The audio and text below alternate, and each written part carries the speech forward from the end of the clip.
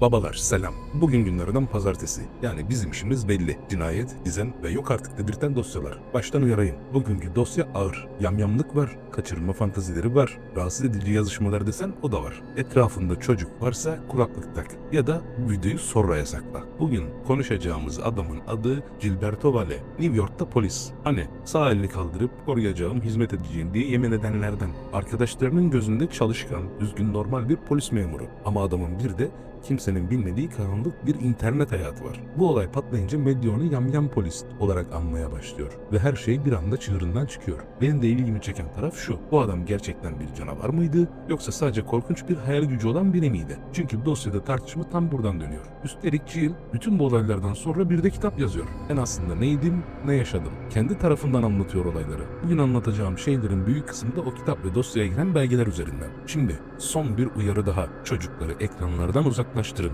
ve ürpertici bu gerçek suç dosyasına dalalım. Şimdi hazırsan anlatıyorum.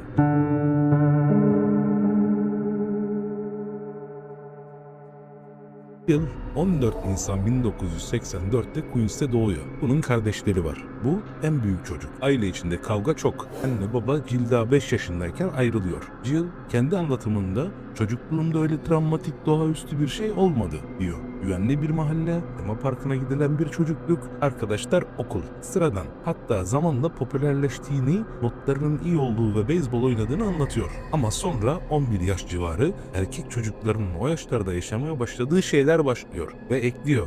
Benimki biraz farklıydı. Çok erken yaşta bağlama, kontrol, sadomazo gibi şeylere ilgi duyduğunu söylüyor. Ben seçmedim, ilgi beni seçti tarzı bir cümle kuruyor. Kızları hayal ederken onları bağlı, çaresiz, kontrol altında hayal ettiğini anlatıyor. Tam bir şizofren. Liseye geçiyor. Özel Katolik bir lise. Beyzbolda iyi olduğu için bursla girdiğini söylüyor. 90'lar dönemi. İnternetin yeni hayatın içine girdiği anlar. Sohbet odaları, kimliğini saklayıp başka biri gibi yazmak.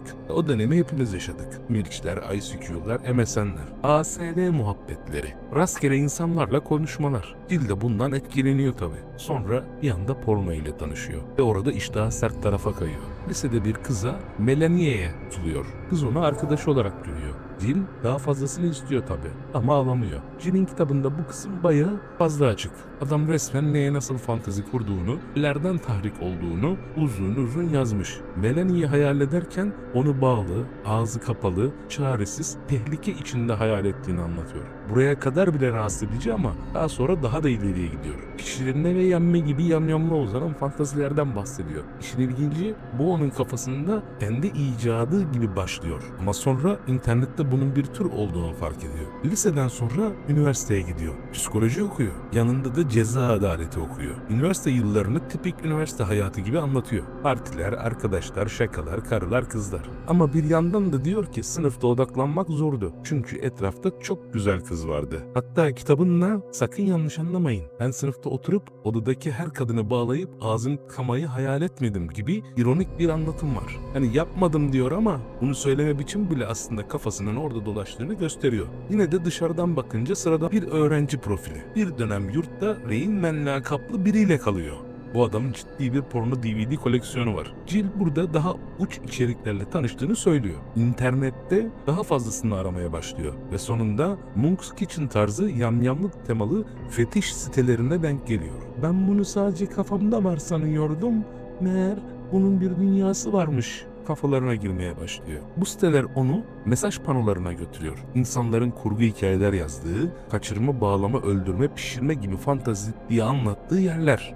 Jill burada demek ki bende bir tuhaflık olsa bile yalnız değilmişim diye bir rahatlama hissediyor. Ama yine de bu tarafını kimseye açmıyor. Kendi içinde yaşıyor babacığım. Sonra New York Polis Departmanı'nın sınavına giriyor. Polis olmak istiyor. Sınavı da geçiyor. New York'a dönüyor. Babasıyla yaşamaya başlıyor. Ve işe alım süreci falan bunlara devam ediyor. New York Polis Departmanlığı için psikolojik testler var. Yüz yüze görüşmeler var. Jill burada fetişlerinden bahsetmediğini söylüyor. Babacığım niye bahsedeyim ki? Bu da zaten tartışmanın bir parçası. Çünkü adam ben tehlikeli değilim diyor ama bir yanında kimse bilmesin diye saklıyor. Düşündüklerinin hastalıklı birer düşünce olduğunu kendisi de fark ediyor diye düşünüyorum ben. Biraz tuhaf bir cümle oldu. Ama sen anladın. Neyse babacığım, polis eğitimleri başlıyor. Çaylakları zor bölgelere gönderiyorlar. Stresli, ağır bir iş. Jill bu işi sürdürüyor. Sesini çıkartmıyor. Ama boş zamanlarında internetteki karanlık tarafı devam. O forumlara, sitelere girmeye devam ediyor. Hatta bir forum var. Her gün yeni bir fotoğraf ve hikaye yükleniyor. Adam oraya bağımlı bir hale geliyor. Bir noktada ben de yazsam mı diye düşünmeye başlıyor. Sonra ya biri görürse rezil olurum diye vazgeçiyor. 2009'da flört sitelerine giriyor. Belki ben de bulurum diyor. Bazı randevular, sonra bazen ghostingler derken, ghosting ya sen bilirsin derken başka bir siteye kayıyor. DFN yani Dark Fetish Network. Site kendini şöyle pazarlıyor. Karanlık fetişlerin yüzünden dışlanmayacağın sosyal ağa hoş geldin. Burası senin gibi insanlar için ve altında da burada konuşanlar fantezidir, güvenli oynayın tarzı bir uyarı. Tabi bizim Jill buraya girince iyice gaza geliyor. Profil açıyor, bir kullanıcı adı alıyor, şaka gibi. Girl Meet Hunter. Ama gerçek. Biosunda da kaçırma, bağlama, yamyamlık fantezileri yazıyor. Ve DFN'de rahatsız edici bir kültür var. İnsanlar Facebook'tan, Instagram'dan kadınların fotoğraflarını alıp siteye koyuyor. Altına bu kızda ne yapardın tarzında sapıkça yazılar yazmaya başlıyorlar. Yorumlarda da herkes kendi senaryosunu dökülüyor. Ve burada mesele şu. Onlar için fantazi ama fotoğrafı çalınan kişi için bu dümdüz bir kabus. Jill de zaten daha önceden kendi kendine Facebook'tan fotoğraf bakıp fantazi kuruyormuş. DFN'de bunu normalleştirmiş. Görünce iyice işin içine giriyor. Tanıdığı kadınların fotoğraflarını bile alıp siteye koymaya başlıyor. Ne yapardınız buna abicim diye soruyor. Altına gelen yorumlar giderek daha da korkunçlaşmaya başlıyor. Bu sırada Jill çalışıyor ama arada randevulara falan da çıkıyor. Geri kalan zamanda DFN ve benzeri siteler derken 2009'da Caitlin diye bir kadınla tanışıyor. Caitlin şehre yeni gelmiş. Teach for America ile bir ilkokulda çalışıyor. İlk buluşmada yemek ve sinema. Normal bir date. Caitlin onu pozitif, nazik, ay yüzlü bir polis diye anlatıyor. Jill de bu ilişkiye sarılıyor tabi. Ama Jill'in kitabında yine aynı şey var. Caitlin fantazilerinde yeni başrol oldu. Onu kaçırılmış, bayıltılmış, bir tepside servis edilmiş gibi hayal ettiğini bile yazıyor. Tabi bunları Caitlin'e anlatmıyor. Bu arada buradaki kelimeler ve kurduğum cümleler rahatsız edici olabilir. Tekrar uyarmak zorundayım. Çocukları ekrandan uzaklaştırın. Kulaklıkla dinleyin babacım. Kimse de travma bırakmak istemeyiz. Neyse devam edelim. İlişki hızla ciddileşiyor. Bir süre sonra birlikte yaşamaya başlıyorlar. Manhattan'da küçük pahalı bir ev. Köpek alıyorlar. Caitlin bulldog seviyor diye bulldog alıyorlar. Dışarıdan bakınca sıradan bir çift. Caitlin o yılları eğlenceliydik, gülerdik diye anlatıyor. Jill'in kibar bir adam olduğunu, kapı açtığını, sandalye çektiğini falan söylüyor. Ve Caitlin'in haberi yok. Jill geceleri internette bambaşka bir dünyada. Kafa güzel, kafa gidik. Ocak 2011'de Caitlin hamile olduğunu öğreniyor. Jill ilk anda panikliyor. Bunu yapamayız gibi bir tepki veriyor. Ara, sorumluluk, korku. Caitlin'in hoşuna gitmiyor tabi. Sonra oturup konuşuyorlar. Hallederiz ya babacım diyorlar. Jill kitabında bebeğe en iyisini yapmak için uğraştım. Ebeveynlik kitapları okudum diye anlatıyor. Caitlin ise daha sonra Jill hamileliğine hiç uyum sağlayamadı. İlgisizdi, evde mutsuz dolaşıyordu diye anlatıyor. Yani iki tarafın da anlatımı çok farklı. Neyse babalar bebek geliyor diye Forest Hill'de daha büyük bir eve geçiyorlar. Eylül 2011'de kızları doğuyor. Maşallah. Dışarıdan bakınca tam bir aile. Jill bir yandan kariyerini büyütüyor, çavuşluk sınavına giriyor. Caitlin de evde bebekle. Mutlu aile görüntüsü var. Ama Caitlin sonradan düğün güzeldi, evlilik kötüydü diyor. Jill geç saate kadar çalışıyor. Caitlin kendini tek başına anne gibi hissediyor. Bir eve gelince yardım eden baba gibi değil. Daha çok içine kapanan bir adam gibi. Üstelik ilişkide yakınlık iyice bitiyor. Anlarsın ya, yatak olayı yok. Caitlin ne zaman yakınlaşmaya çalışsak Jill tamamlayamazdı. Kalkıp tuvalete giderdi diyor. Bu da kadının kafasında sorun bende mi acaba diye bir yaraya dönüşmeye başlıyor. Jill ise her seferinde yorgunum hayatım, stresliyim hayatım, başım ağrıyor hayatım diye geçiştiriyor.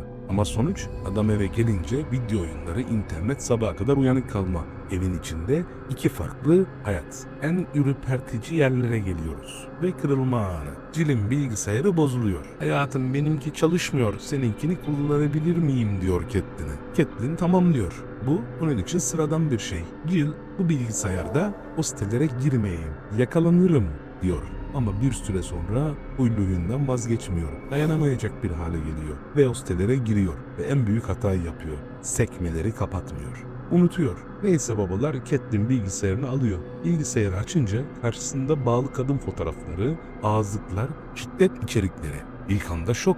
Bu ne diyor. Siteye girince bu fantazi falan ama çok daha karanlık diye fark ediyor. Ön sayfada cansız beden gibi sahnelenmiş bir kadın görüntüsü olduğunu bile anlatıyor. Catelyn'in kafası gidiyor. Çünkü o ana kadar acaba ben mi yetmiyorum, daha mı çok uğraşsam, daha mı seksi olsam diye kendini suçluyormuş. Ama bunu görünce seksilik yapmakla düzelecek bir şey değil bu diye anlıyor. Catelyn Jill'le konuşuyor. Yargılamıyorum, anlamak istiyorum. Belki bir çözüm buluruz aşkım gibi yaklaşıyor. Hatta bir şeyler deneyebiliriz kafasında bile. Jill ilk başta heyecanlanıyor gibi davranıyor. Ama Catelyn'in içi rahat etmiyor. Bu yüzden casus yazılım kuruyor bilgisayarına. Jill'in bilgisayarını uzaktan izlemeye başlıyor. Ve ertesi gün gördükleri artık bu sadece pornonun seviyesini aşıyor. Jill gün boyu bu sitelerde Girls in a Bind gibi içerikler, çeşitli fantazi platformları, forumlar, Catelyn bir de mesajları görüyor. Yahoo Messenger konuşmaları. Birini açıyor ve karşısında bir şok daha çıkıyor. Kendi fotoğrafı,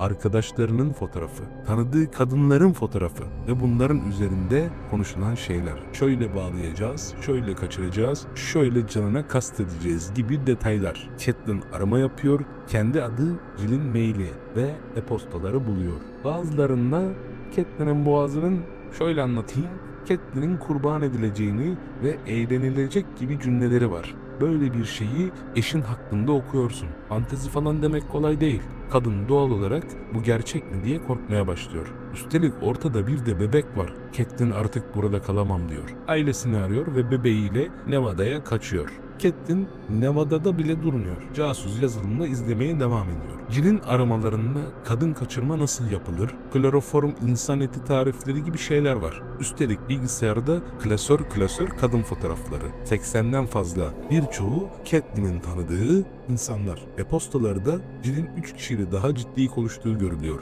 Ayrıca DFN'de 24 farklı kullanıcıyla yüzlerce kadını kapsayan karanlık konuşmalar var. Jill bazı konuşmalarda bu sadece fantazi, kafamın içi babacım diye özellikle yazmış. Ama 3 konuşma var ki ton farklı. Daha planlı, daha gerçek, daha sanki olacak gibi.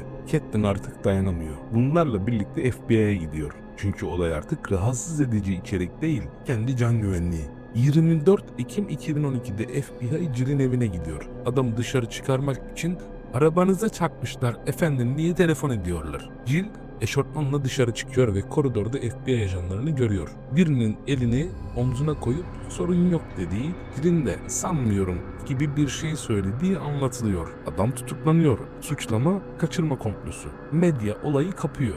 Yamyam polis manşetleri patlıyor. Savcılar Jill'in DFN profilini buluyor. Girl Meet Hunter adamının yazdığı hikayeler, paylaştığı fotoğraflar, attığı mailler hepsi çok rahatsız edici. FBI özellikle 3 kişiye odaklanıyor. New Jersey'den 22 yaşında bir araba tamircisi Michael Vanis. İngiltere'den Modi Blues kullanıcı adlı Dale. Pakistan'dan giriş yapan Ali. Hikaye burada bitmiyor. Aksine daha yeni başlıyor. Bir insanın bu kadar kusursuz bir maske takabilmesi sizde ürkütmüyor mu babacım? Eğer bu tarz psikolojik derinliği olan gerçek suç dosyalarını seviyorsanız devam etmeden önce kanala bir abone olmayı ve bu karanlık yolculukta bana eşlik etmeyi unutmayın. Şimdi Gilberto'nun o tüyler ürperten tariflerine bakacağız. E-postalardan birinde Jill, Catelyn'in bir arkadaşının fotoğrafını gönderiyor ve kaçırma için $5.000 konuşuluyor. Boynumu ortaya koyuyorum. Yanlış giderse büyük dertteyim. Kadın bulunmamalı. Haberlere çıkar gibi cümleler var. Bunu okuyan birinin bu plan değil de ne demesi normal. Başka yazışmalarda Catelyn'i Hindistan'a götürüp orada katletme gibi iğrenç detaylar geçiyor. Başka bir üniversite arkadaşına bu kişisel, acı çekecek gibi şeyler yazıyor. Hatta Bodrum'da asmak için bir düzenek kurduğunu söylediği mesajları var. Bir de Modi Blues ile olan yazışmaları var. Jill burada fırınının büyük olduğunu, dağda kimsenin olmadığı bir yer bildiğini, orada bir kadın alıp istediğimizi yaparız gibi konuşuyor. Hatta Word belgesi hazırlıyor. Kimberley'i kaçırma ve pişirme planı. Belgede malzeme listesi var. Araba, kloroform, ip, ağızlık, bagajı korumak için branda, poşet, ucuz ayakkabı. Bunlar mahkemede artık fantazi değil diye sunuluyor. Savcının bir diğer dayanağı Jill'in polis veri tabanını kullanarak kadınların adreslerini, boy kilo bilgilerini, doğum tarihlerini, sabıka kayıtlarını araması. Yani polis imkanını hedef araştırması gibi kullanması. Fakat işin tuhaf tarafı şu. FBI eve girdiğinde hazırlık sayılacak fiziksel bir şey bulamıyor. İnsan sığacak büyük bir fırın yok. Klorofrom yok, satır yok, dağda ev var dediği yerin kanıtı yok. Yani dosya %100 internet konuşması ve yazı üzerinden yürümeye başlıyor. Bu yüzden mahkemede en büyük tartışma şu: bu adam sadece iğrenç fantazileri yazan biri mi, yoksa gerçekten adım atmaya yaklaşmış bir tehlike mi? Bu soruyu tartmak için adli psikiyatrist devreye giriyor. Park Dietz, Jill'in günlerce toplam 18 saate yakın görüşmeyle inceliyor. New York Polis Departmanı işe alım sürecinde Jill'e uygulanan psikolojik testinde bariz bir psikolojik bozukluk çıkmadığını da söylüyor. Jill görüşmelerinde utanmadan ve çekinmeden her şeyi anlatıyor. Doktor Jill'in içe dönük olduğunu ama saldırgan geçmişine dair bir işaret olmadığını söylüyor. Bunu eyleme dökecek tipten çok uzak bu adam gibi bir sonuca varıyor. Ama savcılık tarafı bu kadar da rahat olamazsın diyor ve jüriye şunu anlatıyor: sevdiğiniz restoranda şefin herkesi zehirleme fantezisi varmış. Gece gece başkalarıyla nasıl zehirleyeceğini konuşuyormuş. Zehir araştırıyormuş, düzenli gelen insanların adını anıyormuş. Şef şaka dese de o restoranda yemek yer misiniz? Tabii bu örnek çok güzel bir örnek. Jüriyi de etkiliyor. Çünkü burada mesele sadece düşünce değil. Düşüncenin yanında araştırma, plan, veri toplama, para konuşması var. Dava Şubat 2013'te başlıyor. Mart 2013'te jüri kararını veriyor. Jill suçlu bulunuyor. Hem kaçırma komplosu hem de polis veri tabanını kötüye kullanma. Jill'in ailesi ve çevresi bu düşünce davası diye tepki veriyor. Bunlar da yüzsüz kardeşim. Devlet kafamızın içine giremez diyorlar. Ama öbür tarafta Caitlin var. Kendi fotoğrafını görmüş. Kendi boğazının kesileceğini yazmışlar. Nasıl bu sadece fantazi deyip geçsin. Jill temize gidiyor. 2014 Haziran'ında karar bozuluyor. Komplo suçunu destekleyecek yeterli delil yok deniyor. Jill Temmuz 2014'te serbest kalıyor. Sonraki yıl üst mahkemede bunu onaylıyor. Daha da şaşırtıcı olan polis veri tabanı suçlaması da tersine dönüyor. Ve Jill tamamen aklanmış sayılıyor. Bu kısım birçok insanın aklını karıştırıyor. Çünkü adres sorguladı. Bunu kabul de etti. Nasıl bozuldu? Sorusu ortada kalıyor. Peki ya siz? Siz o jüride olsaydınız o adamın elinde kelepçeyle dışarı çıkmasına izin verir miydiniz? Yoksa birin yaptığı düşünce özgürlüğü, bu dava burada bitmeli mi derdiniz? Görüşlerinizi yorumlarda paylaşın. Şimdi Gilberto'nun bugünkü yaşamına bakalım. Gilberto Valle bugün özgür bir adam. Evet, yanlış duymadınız. Şu an New York sokaklarında aranızda yürüyor olabilir. Polislikten atıldı. Eşi ve çocuğu onu terk etti ama bu karanlık şöhreti bu herif bir kazanca dönüştürdü. Drug Deal adlı bir otobiyografi yazdı. Hatta şu an Amazon'da yamyamlık ve işkence temelli korku romanlarında satılıyor. Birçok kişi soruyor: Gilberto sadece bir hayalperest miydi, yoksa yakalanmasaydı New York tarihinin en korkunç seri katili mi olacaktı? Belki de bu sorunun cevabını hiçbir zaman bilemeyeceğiz. Biri senin fotoğrafını alıp internette şunu yapacağım diye yazsa sen bunu kurgu diye mi görürsün, yoksa polisi mi ararsın? İşte bu dosya bunun kavgası. Bir de şöyle bir ihtimal var. Diyelim ki gerçekten bir şey yapsaydı. Herkes yıllardır yazıyordu. Buna nasıl kimse önlem almadı diyecekti. Ama yapmadığı için de nasıl düşünceden içeri attınız deniyor. Bu dosyada iki tarafın da haklı olduğu yerler var. O yüzden insanlar hala tartışıyor. İki ucu boklu değnek. Benim merak ettiğim şey şu: eğer Jill fotoğrafları kullanıp gerçek isimleri yazmasaydı, yani hedeflerini isimlendirmeseydi, yine bu kadar gerçek tehdide döner miydi? Çünkü asıl ürküten şey fantaziyi tanıdığın insanlara bağlaması. O zaman iş kafanın içi olmaktan çıkıyor. Evet babalar, Gilberto Valle davası modern hukukun en büyük çıkmazlarından biri olarak kaldı. Düşünce suçu nerede biter, eylem nerede başlar? Bugünlük bu karanlık dosyayı kapatıyoruz. Kanaldan ve şu yanlardan bir yerlerden Israel Keys davasının videosunu da izlemenizi öneriyorum. Bir sonraki videoda daha derinlere inmek üzere. Eyvallah.